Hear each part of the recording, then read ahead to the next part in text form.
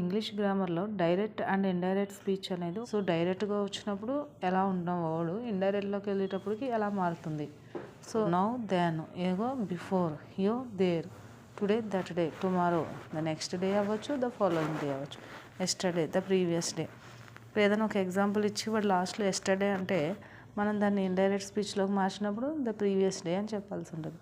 అలాగే ఇంకొన్ని ఎగ్జాంపుల్స్ చూస్తే సెడ్ వస్తే సెడ్ దట్, సెడ్ టు వస్తే టోల్డ్. మనం ఎక్కువగా కన్ఫ్యూజ్ అయ్యేవి ఇక్కడే.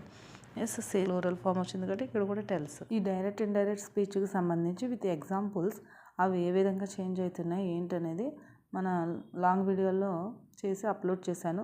ఒకసారి ఆ లాంగ్ వీడియో లింక్ కూడా ఇందులో నేను యాడ్ చేస్తాను. ఇంగ్లీష్ గ్రామర్లో సింపుల్గా యూజ్ చేసి వాటిని షార్ట్కట్లో తెలియజేసి మనకి ఎగ్జామ్ పాయింట్ ఆఫ్ వ్యూలో ఎలా అడుగుతాడు, ఏ బీట్లు అడుగుతాయి అనే మరిన్ని ఇన్ఫర్మేషన్ తెలుసుకోవడానికి మన ఛానల్ సబ్స్క్రైబ్ చేసుకోండి. అలాగే వీడియోని ఒక లైక్ చేయండి.